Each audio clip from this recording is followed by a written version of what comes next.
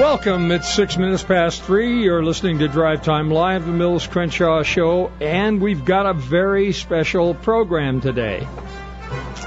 As you know, when I get anti-Mormon callers, I usually give them very short shrift, because that's not what we do. But every so often, we'll give you an opportunity to take your best shot, and today is that day. The Fair Conference is underway in the Valley. That is the Foundation for Apologetic Information and Research. And I am going to have two guests today. The first in studio is Don Bradley. Don, welcome to K-Talk. Thank you, Mills. Appreciate your being here. And then we're going to be joined next hour with Dan Peterson, who is also speaking at the Fair Conference. Let's give the audience a little of your background so they'll understand maybe why you're involved in this very important enterprise. You were a member of the church, and you left it, correct? Yes, for 5 years. And now you're back. Yes, as of 3 years ago. And one of the things that the antis love to do is they say, well, we've got all these ex-Mormons, and they never get back into the church, and that's maybe not necessarily so. Oh, it's not true at all. It's completely false. Not only have I come back, but I'm aware of several others who have as well, including one very prominent ex-Mormon, one of the so-called September 6, who were excommunicated in September of 1993, and that is my good friend Maxine Hanks, who was rebaptized last year. And Maxine will actually be at the Fair Conference with me. She'll be giving multiple presentations and will be part of a panel of people who have left the church and then returned. I don't know if you want to be personal or not. That's entirely up to you. But can you describe for the audience what is it that usually separates most people from the church? You know, there's really no one route out of the church. There are definitely different paths. If you look at the social science research, the main reason why people leave is actually they will tell the sociologists doing the study that it just kind of didn't fit with where they were in their lives, or, you know, the kinds of lives that they wanted to pursue, the friend groups that they had. But there's also a set of people who were very devout. You know, that first group of people, I think, are usually people for whom the Mormonism just didn't take. They maybe grew up in it, but as adolescents, it just didn't mean that much to them. They drifted off. The second group is people who were very devout, and they learned something about their faith, its history maybe, that troubled them, and so they investigated it more, and they found more things that were troublesome to them.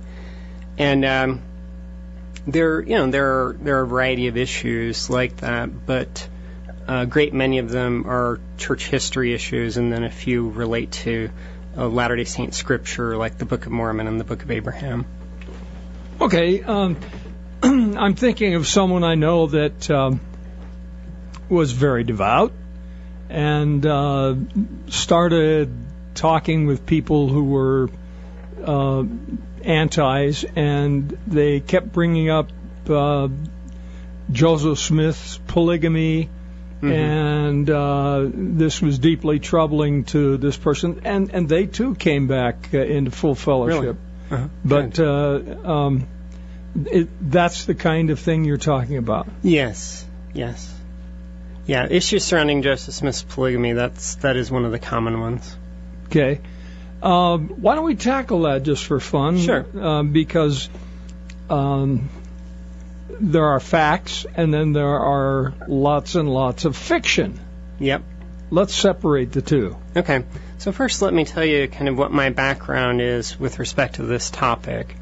So I did my first church history research at the age of 17 at the LDS Church Archives. I was, not surprisingly, the only 17-year-old there. But one of the early topics that I started looking into was Joseph Smith's polygamy. And then several years ago, I was hired by Brian C. Hales, who's an LDS anesthesiologist who was working on books on Joseph Smith's polygamy. And he hired me for 2 years as the primary researcher for him on this topic. And the goal of this research was for me to identify and get copies of every source that's ever been cited and anything that's ever been written on Joseph Smith's polygamy, and then to see what else could be found. And so I did that with Brian, and also found hundreds of new sources and went back to Yale and mined the D. Michael Quinn collection and other collections there, went back there twice to make sure we really covered our bases. So Brian's books are now out. They're titled Joseph Smith's Polygamy, and it's 3 volumes. They're huge. But they make use of every single source that's known.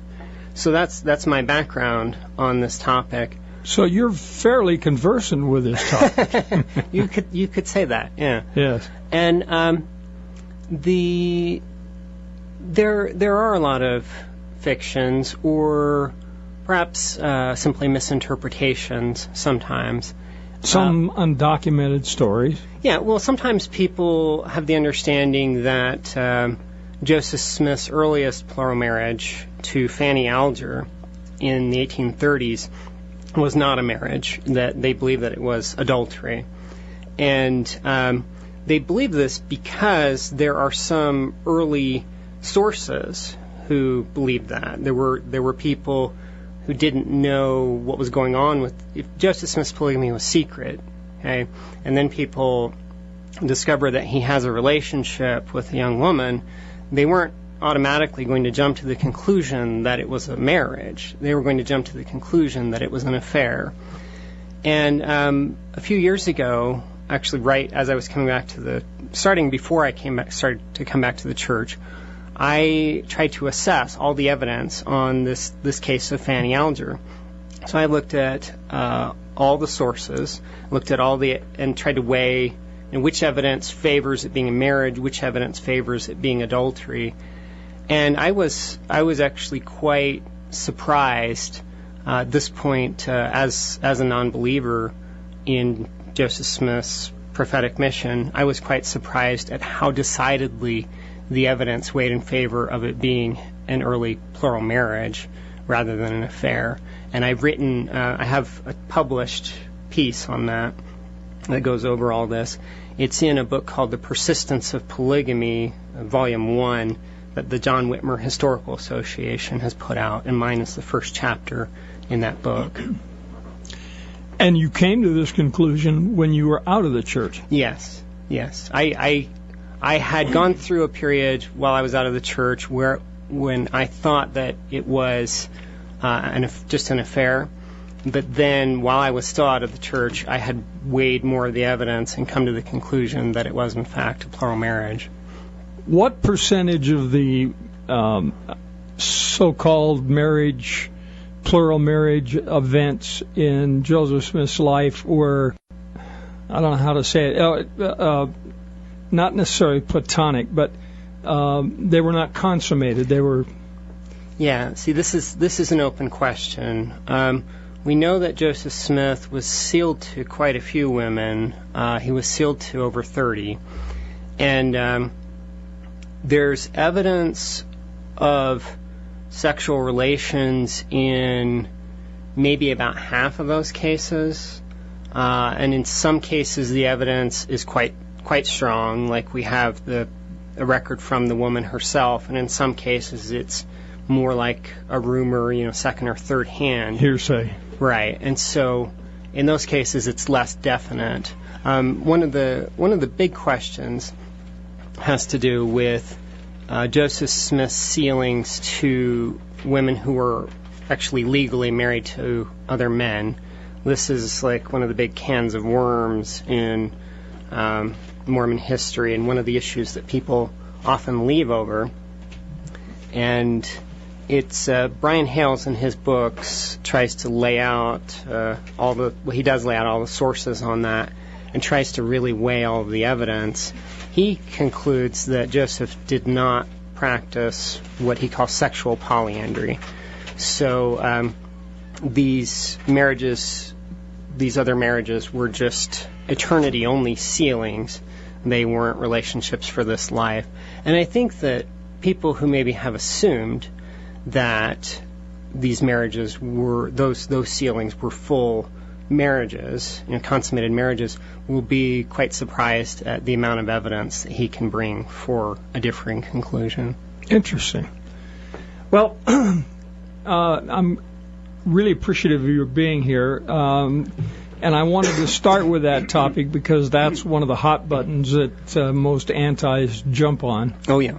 And we'll get into many of the others as well. Before I launch into a discussion of what Farms is all about, let's... I think you mean. Let's open the phone lines, 801-254-5855. Now, those of you who are decidedly anti-Mormon, this is one of your rare opportunities where I actually invite your call. And we're not going to get into a shouting match or anything like that. But if you have a question that's rational and respectful, we'll have at it. I think that's only fair, particularly since the Fair conference is underway. Now, I am producerless today. Liam told me last week that he was going to be gone for the balance of this week, so today and tomorrow I will be producerless.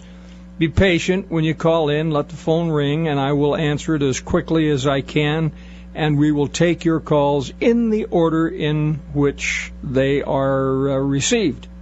The number, 801-254-5855.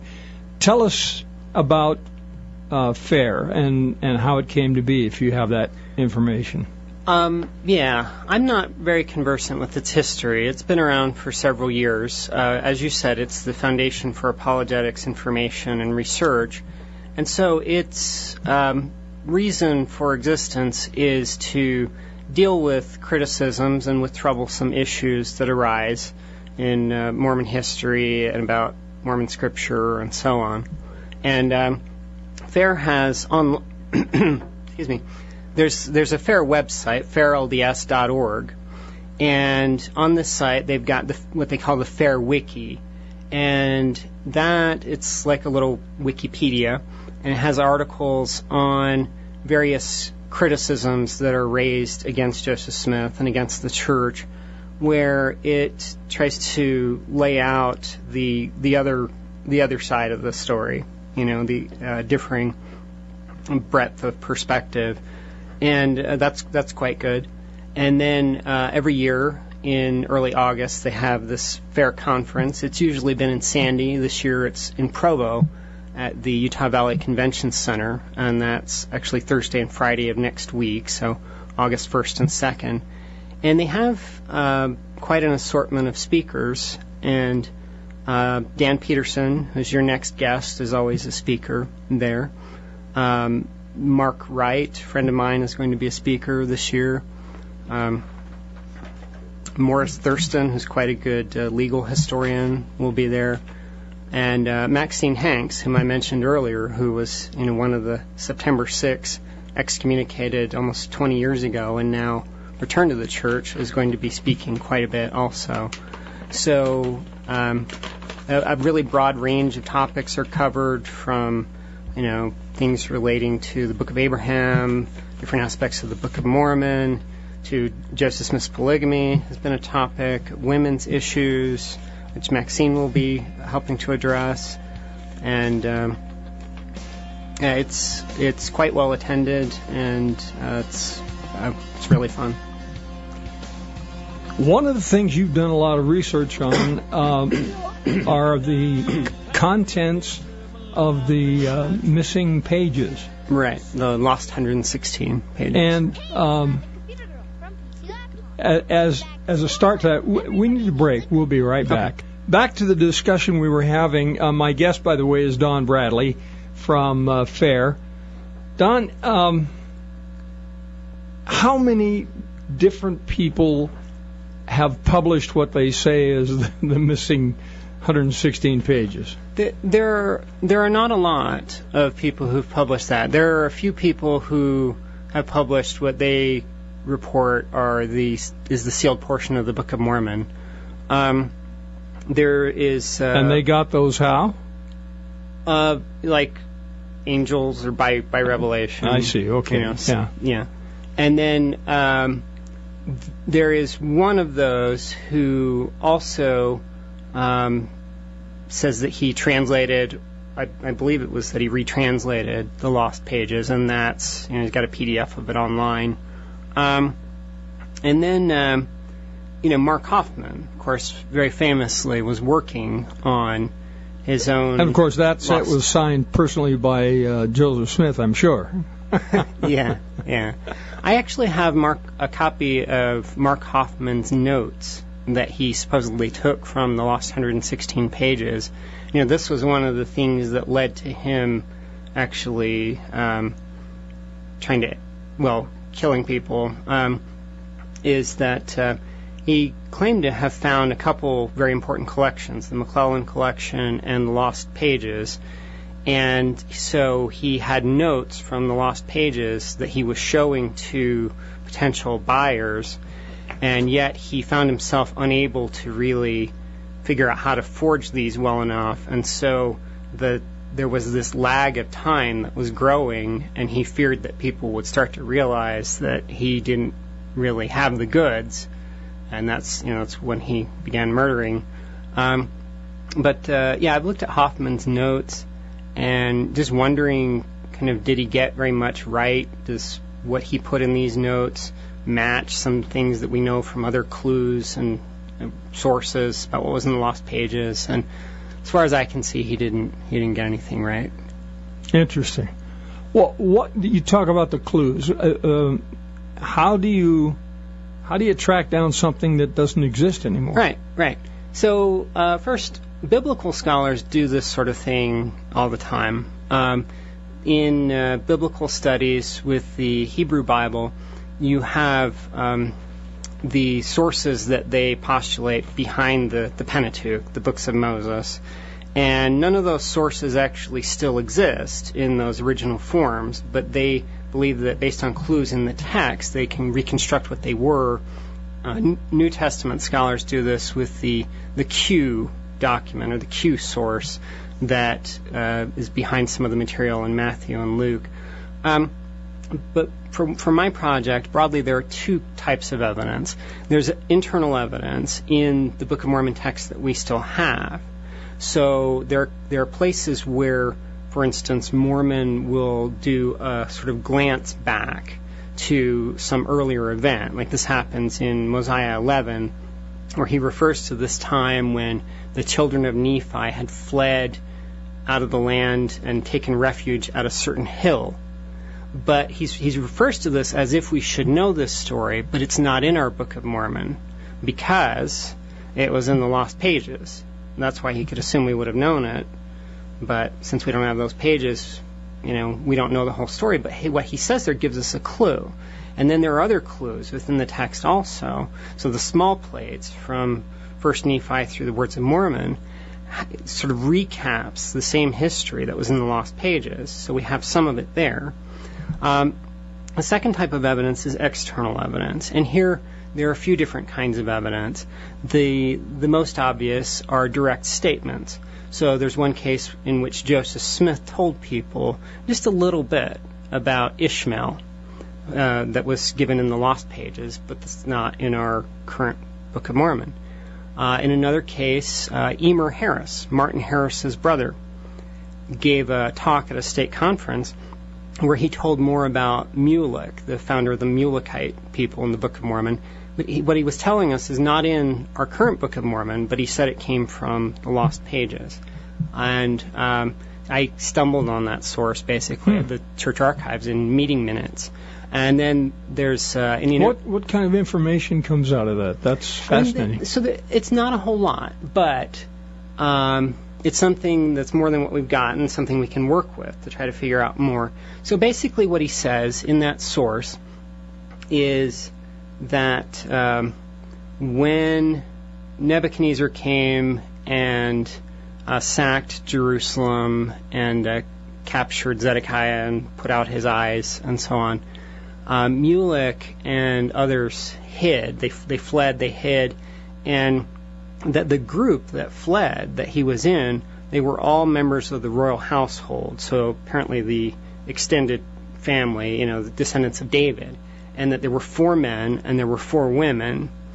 And says just a touch more about them journeying to the New World. But there's a significance that I wouldn't have time to go into in what he describes about them all having been of the royal household, and this number of four males and 4 females there, those 8 who had fled. And then there are other sources that are more extensive. So, for instance, there's an interview that a non-Mormon did with Joseph Smith Sr. very early, where Joseph Sr. told him the story of the Book of Mormon, the story of the Nephites, but with elements that are not in our Book of Mormon, but that would fit beautifully. For instance, the biggest, the most impressive one in his narrative is about how the Nephites found the Jaredite interpreters, the Urim and Thummim that the brother of Jared receives on the mountain. And our current Book of Mormon text, we see that King Mosiah II has the interpreters, but it never tells us how he got them. And his story comes right after where the Lost Pages ended. So that story was apparently in the Lost Pages, and we have part of that story through this interview. And then there are other types of external. What did he say about how they got them? Well, he gives this fascinating narrative where someone is apparently, there are Nephites here in the New World, and they're journeying. And on their journey, they're being led by the Liahona, this compass-like device that they have. And they have a tabernacle with them, like a portable temple, like the Israelites during their exodus. And so they're apparently on a kind of exodus where they're in between temples. And he says that having been led by the Liahona, this guy is led to this other device, and he doesn't know what it is or what he's supposed to do with it. And so he goes into the tabernacle, and as soon as he walks in, the voice of the Lord asks him, presumably from the other side of the veil within the tabernacle, "What is that in your hand?" And these are the words from the interview are that he answered that he did not know but had come to inquire. And then the Lord tells him to take this instrument and put it on his face, and then cover his face over with animal skins. And when he does, he's able to see anything. He becomes a seer. And there's a lot more about that can be fleshed out from other clues, but that's what's in the Joseph Smith Sr. interview. Well, you can begin to understand why I thought it would be exciting to have Don on the show, and why the Fair Conference itself is very significant, because we're talking about some of the top researchers in the church who dig into ancient history and matters Mormonia, if that's a word. And this is your opportunity to ask any question at all. We can't promise to give you answers, but we'll do our very best. And the telephone number again is 801-254-5855. Again, 801-254-5855. What are some of the pet hobby horses that you hear over and over again? The challenges and the questions that people raise from critics. Yes. You're saying. So how about yourself? You mean what were some of mine? Yeah. Okay. Yeah. Sure. The topic that I brought up earlier, the so-called polyandry, where Joseph Smith was sealed to women who were legally married to someone else. That was one of them. There were surrounding the Book of Mormon, for instance, the way that the King James Bible was used in the Book of Mormon, issues surrounding the Book of Abraham, where it doesn't, the content of the Book of Abraham doesn't match the content of the papyrus that it's presumed to come from.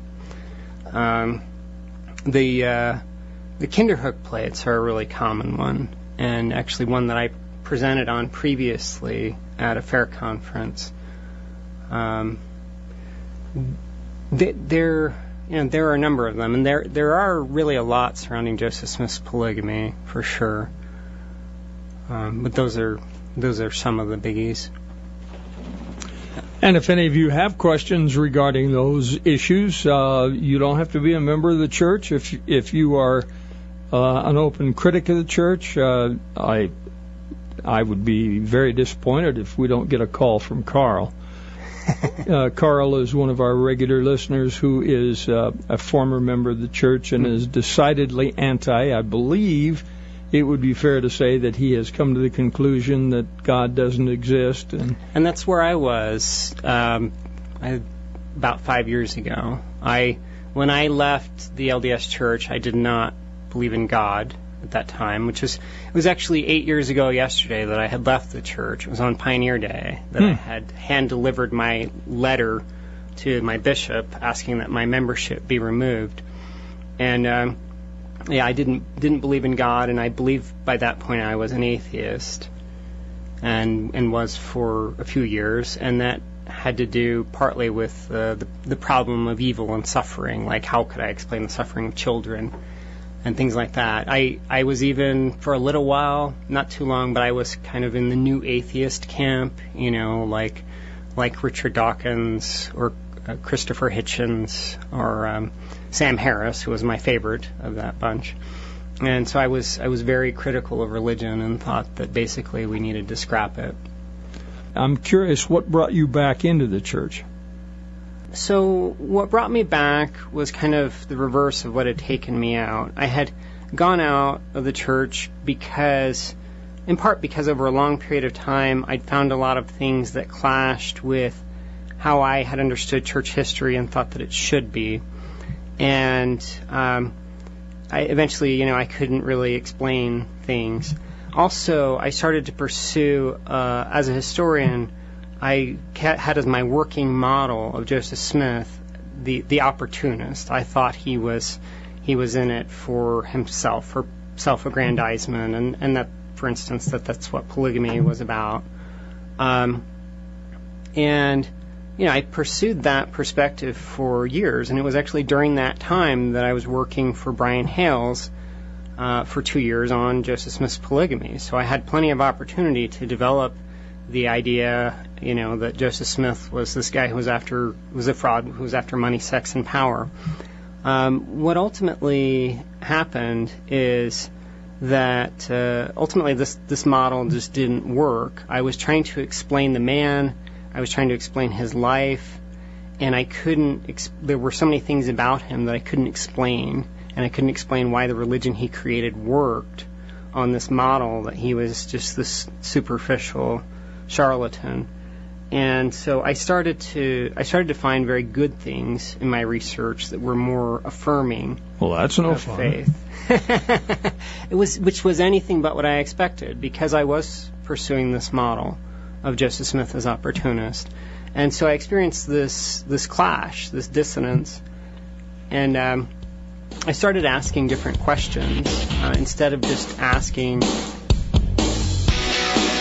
We're gonna pause for a commercial break, and then I want to get back into this because I find this very fascinating. You're listening to Drive Time Live, the Mills Crenshaw Show on K-Talk. We'll be right back.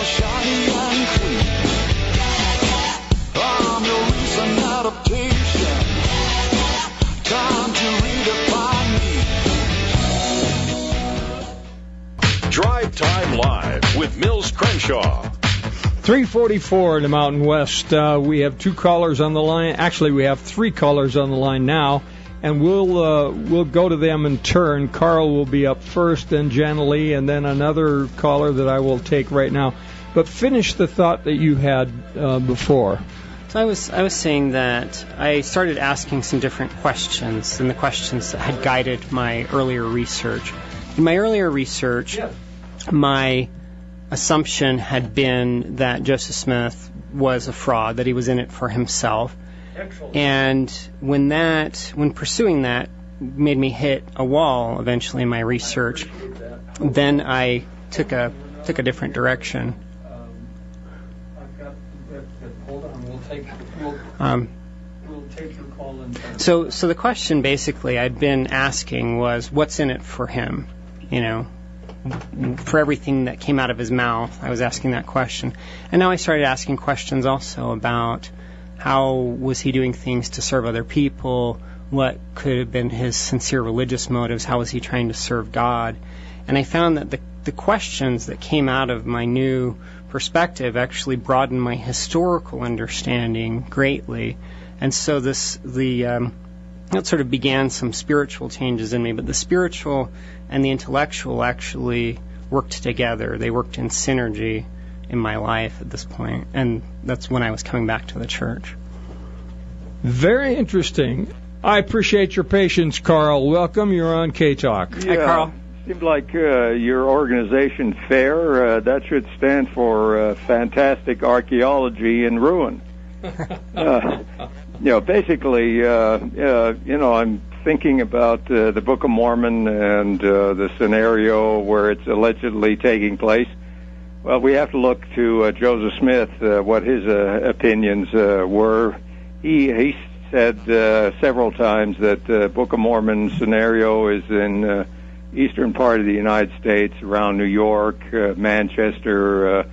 One time he was traveling with his wife Emma through Illinois, and he told his wife that this is Book of Mormon land right here around the Great Lakes. Now, of course, there's absolutely not a shred of archaeological evidence to support those claims.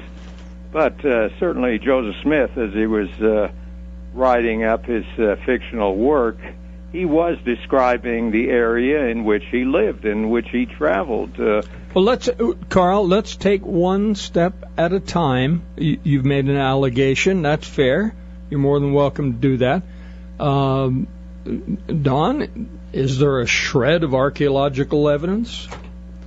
So, Carl's talking particularly about a certain model of Book of Mormon geography that, as he's saying, that people ground in early Mormon statements, like things that Joseph Smith is reported to have said. And so, for instance, I gave a paper a few years ago in Independence, actually, on an incident that happened during the March of Zion's camp, where some of the men dug in an Indian mound and they found a skeleton, and Joseph Smith said later that it was Zelph, who was a white Lamanite. So people, can point to that and say, well, there you go. That means that Book of Mormon geography, should have been in the eastern or middle of North America.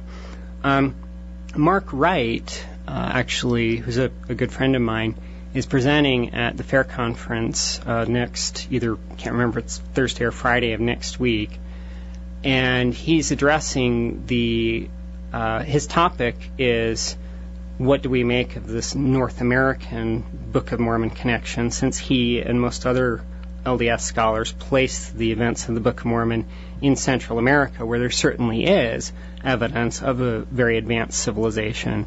What evidence is in Central America that Israelite civilization existed there?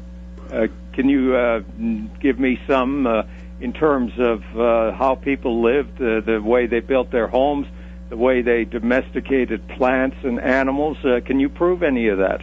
So I could point you to others whose area of specialty actually is archaeology, while mine is LDS church history. So I'm going to be more conversant in things like the Zelph incident itself. But I don't know whether you've read John Sorensen. Yeah, I've read his fiction. How about Brant Gardner? Never heard of him. Well, he's one that you ought to be familiar with. Okay, what's he say? He's done a large multi-volume commentary on the Book of Mormon. And where does he place the Book of Mormon? He places it in Central America, and he examines things in the Book of Mormon against the backdrop of the culture there. And I'm not conversant enough with his work that I would want to speak for him, so I'm not going to go on a tangent of Book of Mormon geography. Well, I know who lived because it's not my area. Yeah, I know who lived in Central America. It was the Mayas and the Olmecs and Mixtecs and various other American Indian tribes who have no relation whatsoever to Israelites. They had a different form of writing, totally unknown to anyone at the time it was discovered. I mean, it's unlike any writing, in the world. And that's why it took so long to decipher it. It's not like Israelite or Hebrew writing. It's not like Egyptian. It's nothing like the Middle East. Nothing like European languages or Siberian writing or Chinese. It's a total class by itself. Has no relation to the Book of Mormon, which is nothing more than the imaginations of this scam artist called Joseph Smith. That's First Carl. I used to believe this crap until about age 16, when I began to read about the migrations into the Americas from Siberia. And ever since then, I have not believed in the Book of Mormon other than that it's the imaginations of Joseph Smith. And he did it for nothing more than power, money, and sex. And that was my working model for a few years or several years myself. So what convinced you that the Mormon Church was true when at one time you were convinced it was false? So let me mention Mark Wright again a little bit more first, and then I'll go to that question. Okay, wait, Carl, you ask a question. Let him answer. I want to know who this Wright is. Is he an archaeologist? Yes, he's an archaeologist who specializes in Mesoamerica. For whom? BYU? Right now he's at BYU. Does he work for farms? No. Okay. Well, go ahead. You were saying. So, unless you have particular background in archaeology, I think neither of us is an expert on that, but there are people who are experts, like Mark, who very much see the Book of Mormon fitting into that setting. And like I said, he's going to be addressing some of that, and also the question of what about, I believe he will be arguing that there actually were Nephite or Lamanite peoples who spread outside of Central America and who maybe were in North America and places like that, which might explain what you were referring to earlier about, these incidents where Joseph Smith talked about the ruins from Book of Mormon peoples. Carl, let me make this suggestion. I'm going to have Professor Dan Peterson on. Okay. You're welcome to call back after he lays out his treatise, and we'll give you a chance to get more into this. Okay, that's fine. Yeah. Thank you. Appreciate your call. We want to welcome now Dan Peterson, Professor Peterson. We welcome you to K-Talk, sir. Thank you for having me. Dan. Hi, Don. It's a pleasure to have both of you, and I want the audience to know that they are welcome to call in, particularly if you are either non-Mormon or you consider yourself to be anti-Mormon. This is one of those rare occasions when we invite your calls, and we invite you to give it your best shot, because we've got a couple of these gentlemen who are going to be speaking at the Fair Conference. Professor, what are you going to be presenting? Well, it's still a bit up in the air. Mine always is. But my title that I've chosen is Toward a More Effective Apologetics, and I'm going to be looking at suggestions I have for how we can be more effective, more efficient in defending the church against criticism and advocating the gospel. I think a lot of what we've been doing has been good, but some of it's been wasted effort or misdirected. And I'm going to be introducing a new vehicle that I think people might find useful for that. About which I really don't want to say more because I'm wanting to have a really big dramatic announcement on Friday. Well, we'll look forward to that. I'm very interested. One thing I've wanted to ask you for some time, and a good friend of mine, Martin Tanner, suggested I ask you about this. Yeah. As I understand, all of the Muslim world think that Gabriel was the one who talked to Muhammad. Yes. And I have understood that there is at least a member of the BYU faculty that believes that that's not accurate, that Muhammad may have spoken directly with the Lord. That may be me. I don't know that he did, but I noticed that at the very beginning, in the earliest accounts, Gabriel is not identified as the vehicle of revelation. It's the Spirit of the Lord, the Ruach HaQudus, which means basically the Holy Spirit. But then some of the early accounts actually have Muhammad coming out of a cave where he's been meditating and seeing an enthroned being on the horizon who speaks to him. Now, later Muslims say, well, that's Gabriel, but in fact Gabriel's never associated with a throne, and the description seems to me to be more likely a view of God. Now, that seems to me the earliest account, because later Islam can't countenance the idea that God is in the form of a human being. But I think that's what Muhammad originally claimed. Now, of course, whether he actually saw that or not, I can't judge, but that I think was his earliest claim, and then maybe even within his lifetime, but certainly within a century or so afterwards, Islam concludes that God can't be seen, so that can't have been God. And so they tried to justify. Yeah, and so Gabriel is identified as the vehicle of revelation, and that's what just about every Muslim in the world would believe today. But I think the earliest story may have been a different one. That it's Muhammad seeing an enthroned being, a human anthropomorphic being seated upon a throne, and that's almost certainly God, not Gabriel. Fascinating. I really appreciate that. I've wanted to ask that question for some time. Jenna Lee, welcome back. Hi, thanks, Mills, for having me. And I'm glad to hear that you're going to be teaching about how to defend from the church, because it seems like I've had to do that my entire life, is defend my beliefs.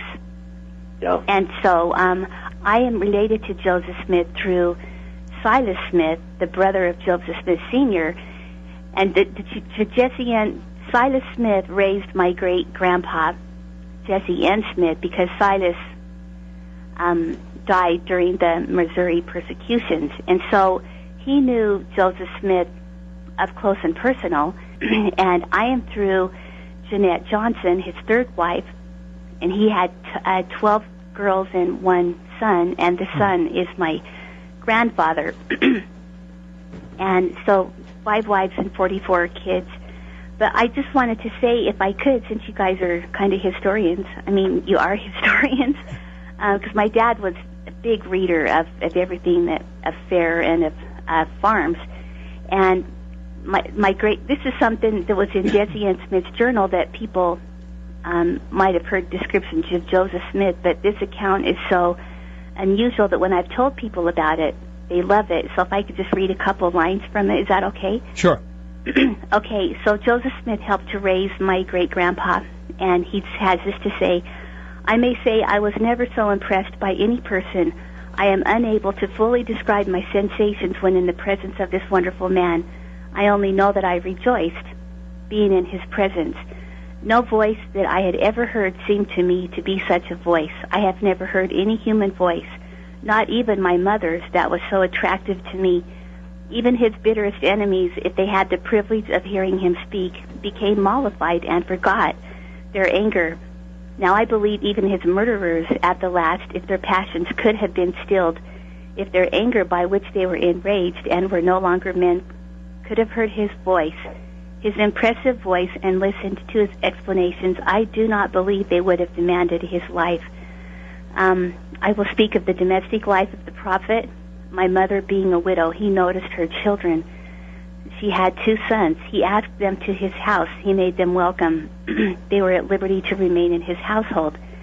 His domestic animals loved him. He was very fond of horses. He had fine horses and one remarkable dog. They rejoiced when they saw Joseph Smith because he took care of them. He recognized them in their place as God's creatures. Anyway, he was especially neat in his appearance. He was unusually tidy. And anyway, it just says that he would have gladly given his life for Joseph Smith's life. He was that impressed with Joseph Smith. Mm-hmm. And so I'm happy to hear that people do religious studies, and I've been interested in it. I heard this, and I was really interested. I appreciate your sharing that. I wonder if that's available anywhere in print, or because if it isn't, I'd love to have a copy of it. Really? I don't believe that I've run across that before, but I know other people are more systematic at collecting things like that than I am, but if it hasn't appeared anywhere else, I would love to see it appear or be cited somewhere. I'd be happy to send it to you. Okay. Gently, thank you. I appreciate that contribution. That's valuable. Okay, thanks for letting me call in. Bye-bye. See you, bye-bye. Telephone number 801-254-5855. Zach, welcome. Hey, how are you guys doing today? Good, thanks. Great. And we appreciate your calling from Layton. Hey, thanks. I just wanted to bring up, I actually work with a guy who's extremely anti-Mormon, and the one thing that I bring up with him is if you don't agree with the Latter-day Saint people, you can at least agree with the way that they were unconstitutionally treated and how their actions and their existence, even just that, it begs and begs for the rights of the Constitution, and whether you agree with them theologically or not, it doesn't matter. And I think here in Utah, our responsibility after having all that persecution is to make sure that we don't legislate things and cause things that may cause, not to that extreme, but also, I think even just the smallest degree of evil, whether it's coercion or whatever it may be. We just need to be very careful. But also just horses and the basic stuff. How do we combat that? I kind of am all over the place. I'm sorry, but a lot of really good subject. I really like that. How do we combat what? How do we claim that there were no horses here? No horses, and just theological things, and also how we can back that up with the Constitution and with other things that we already have in our arsenal. I suppose I can respond to that a little bit on the horses issue. There's still some issues regarding the Book of Mormon to which we don't have definitive answers. I think the horse question is one of them. We have answers to a lot of others, and there are a lot of strong points to the Book of Mormon. There are a couple of lines of response that have been suggested on the horse issue. One is, and I know some critics ridicule it, but it's not as crazy as it may seem to them, or as they want it to seem. One is that the term horse is being used for something that we would not classify as a horse. Different languages and different cultures don't always classify things the same way we do. So a Nephite might have seen an animal that struck him as, similar to a horse in some way, similar to the horses he knew, and called it a horse. And there's plenty of precedent for that. Absolutely. Yeah, the most obvious one, I suppose, is the hippopotamus, which in Greek means a river horse.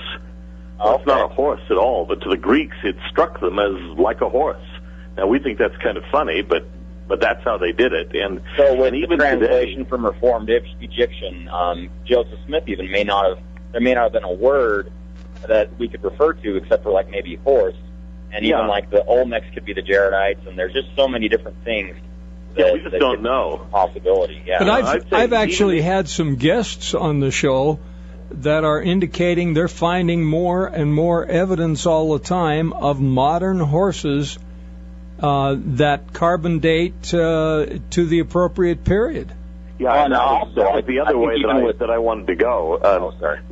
That there is evidence. There have been horse bones found in the appropriate layers in archaeological digs in Central America, for example.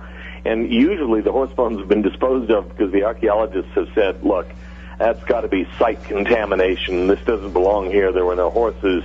but they've nevertheless found them in the right layers, and some have been carbon-14 dated, and they've dated to Book of Mormon times back to the time of Christ. So the evidence for us is slight, but it's not non-existent. And I think also, I mean, you can't prove the Bible, you can't prove all these things. You walk by faith, and I just think that a lot of people just aren't willing to exercise that faith on the seat of the Book of Mormon. So, great show. Thank you. Appreciate the call. We'll be right back. Welcome back. You're listening to Drive Time Live, the Mills Crenshaw Show on K-Talk. We asked the professor what his main topic was, but Don, I don't think we found out what you're going to be speaking about. No, so I mentioned earlier the panel discussion that I'll be doing next week at Fair on Friday, which is of people who have left the church and then returned, like I have. But I also will be delivering a paper of my own, and this paper is on the first vision and its original setting. So some folks like Grant Palmer and Dan Vogel, whom I frequently pick on, but who's been a good sport about it,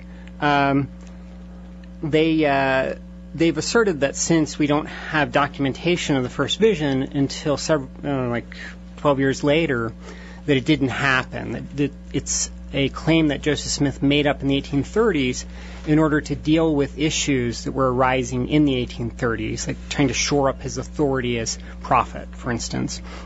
And so in this paper, I'm assessing whether the details that Joseph Smith gives in his first vision narrative in the various accounts match the context of the early 1820s, a teenage boy growing up in the Joseph Smith Sr. and Lucy Mack Smith home. And I won't say too much, but just as a preview, I do see actually I see a fit that's like hand in glove. For instance, Joseph Smith in one account famously said that the vision occurred early in the spring. In another less known account, Joseph said that he told the reporter, said, "My father had a clearing," and he said, "I had struck my axe there when I'd finished work the day before." And he says that that's where he went the next day to pray. Well, when you look at early spring for farmers in upstate New York, it turns out that winter and early spring are a time for clearing land so that then you can plant later. And the planting season doesn't actually start until a little bit into the spring, a few weeks at least, when the ground, when the snow melts, everything starts to thaw, and then it starts to dry up a little. And so Joseph Smith's, these are in two separate accounts, but they integrate really well. They match. And so if he's making up this story in the 1830s, he's doing it with this shocking verisimilitude where he's like thinking, future historians are going to look at this story and they're going to assess whether it fits my childhood in the early 1820s. I better make it right. Of course, he's not going to be thinking that if he's making it up for 1830s concerns like they claim. Fascinating stuff. Steve from Salt Lake, welcome. Yes, some years ago I read a book by a professor at BYU named James Harris. The book was called Written by the Finger of God, where he went to the Fremont Indian, cave writings and glyphs and stuff that are in central and southern Utah, and seemed to draw a comparison between the language of the Fremont Indians and what he termed Proto-Canaanite, which is a language or similar characters could be found in some parts of the land surrounding Israel. And I'm hoping I'm doing a good synopsis there of the story, but I thought it was really compelling. So when I hear Carl say there's absolutely no evidence of the language matching, there being like a transoceanic language connection there, I just wonder what you guys thought, first of all, of that book, and then if there's been a concerted effort that you guys have seen, you gentlemen, of the Smithsonian suppressing evidence that might lend credence to the Book of Mormon story. I'd be hesitant to talk about a conspiracy or anything like that. I don't think there's anything of that kind. But there has been a war in American anthropology between what are called diffusionists, people who believe in transoceanic contacts between the Americas and the Old World, and people who reject that and insist that that the civilizations here grew up pretty much in hermetic isolation from anything else. And those are two broad ideological streams, and the relations between them sometimes get fairly tense. And when one faction is in power, it's usually the ones who believe in isolation. They don't look very kindly on proposals, papers, ideas from the other camp. So there's been the Smithsonian has been pretty squarely in the camp of those who believe that the Americas were isolated. But there's a lot of evidence now, it seems to me, for transoceanic contacts.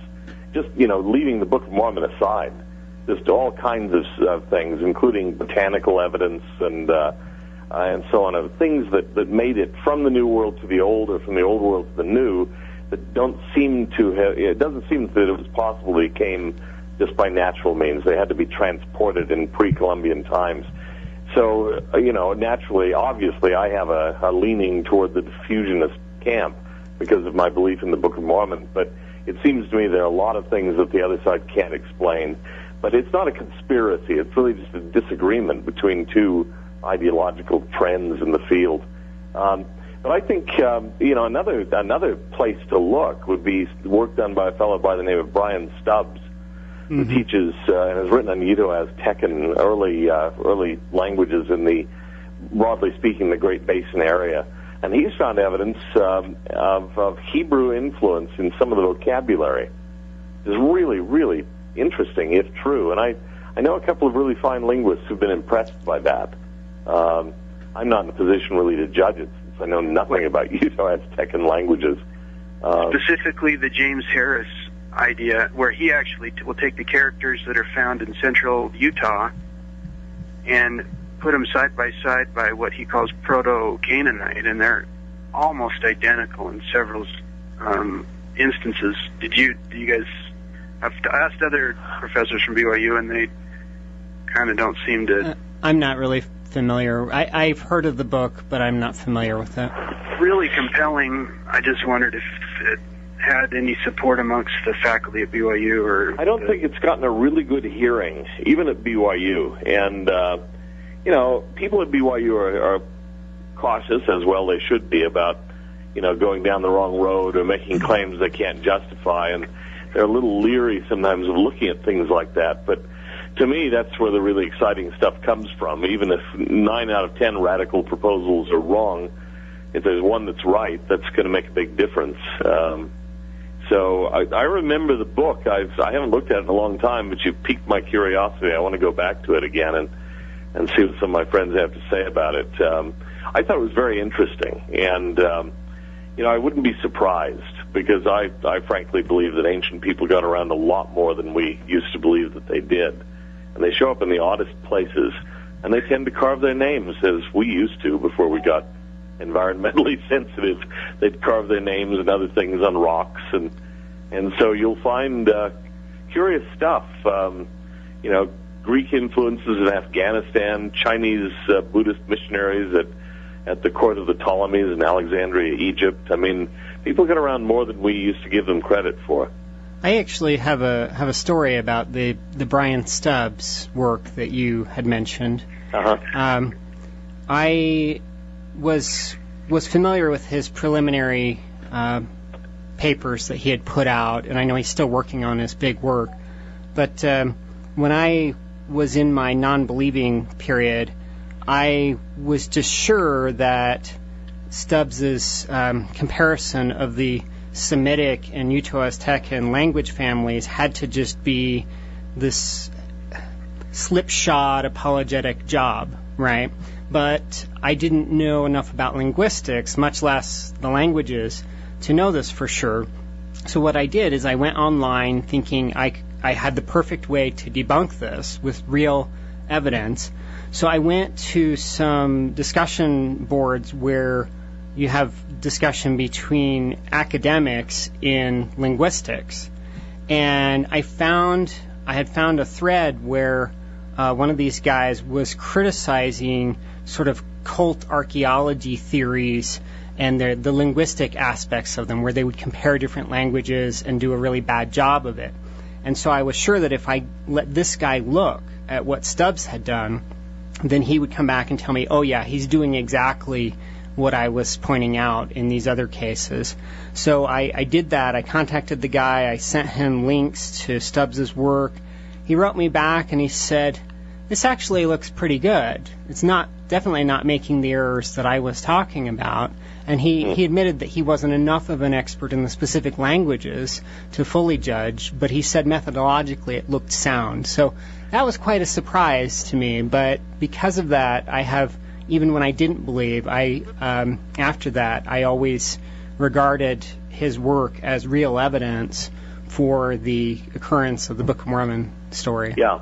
Steve, good contribution. Thank you. Thanks. Appreciate it. Yeah, Brian Stubbs is a good linguist, and the trouble is that there aren't very many people equipped to judge, because how many people are there out there who know Hebrew and Proto-Hebrew, really early Hebrew, and Uto-Aztecan languages from the New World? I mean, there just aren't many in a position to judge. Right. That's one of the fascinating things about truth.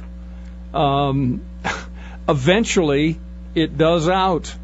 Yeah. And when claims are made and you find supporting evidence, you have to work very hard at discounting these things, I think. One man's opinion. Telephone number 801-254-5855. Let's go. Adam, you are up next, and then Darrell. Adam, welcome. Hi, Mills and Professor Peterson. Hey, I just have a quick question for Professor Peterson. I listened to a lecture that he gave about 5 years ago at BYU Education Week, and it dealt with the Book of Abraham. And Professor Peterson, you mentioned a couple of words that were in the Book of Abraham that Joseph Smith could not have possibly known about at his time, but then later, archaeological digs and whatnot, they excavated these very words and they substantiated the Book of Abraham. And I can't remember the words, but I know you probably do. And I'm trying to remember what I might have said. One would probably be a place name in the Book of Abraham called Olishem. That was one of them, yeah. Yeah, in recent years, in the Ebla tablets that were found in Syria, there's a place that looks like it would be in about the right location for the Book of Abraham's Olishem, that goes under the name of Ulusum, which is, Semitic languages, the vowels can change, but it looks awfully similar with the LSM. It looks very similar to Olishem and Ulusum. And that struck me as a pretty good bullseye. I'm trying to think of what else I might have talked about. I've looked, for example, at the name Kolob, the star name Kolob that occurs in the Book of Abraham, and I think it's interesting because, again, you look at the three root letters, the consonants of the name, KLB, and they come out to the word for dog, kalb in Arabic, kalb in Hebrew, and Sirius is known as the dog star, and no one really quite knows why. My speculation, I can't prove it, is that Sirius, I'm not saying that Sirius is Kolob, but that someone might have gotten it confused or thought it was. It's very significant in ancient Egypt, for example. The rising of Sirius marks an important change in the Nile flood season, and Sirius was venerated and worshipped in many quarters. But they might have thought that it was the dog star because the word Kolob was so similar to their word dog. I'm on the whole, I'm not thinking of what that other word might have been. I mean, I remember one anti-Mormon who criticized the crocodile who appears under the lion couch in facsimile number 1 of the Book of Abraham, where Joseph Smith identified that as the idolatrous god of Pharaoh, and he says, "Oh no, that's just the crocodile god of the Middle Kingdom." Well, but the crocodile god of the Middle Kingdom was the god of Pharaoh. And, I just think, what are the odds that some yokel farm boy looking at this alligator or crocodile would properly identify it as an Egyptian god directly linked with Pharaoh.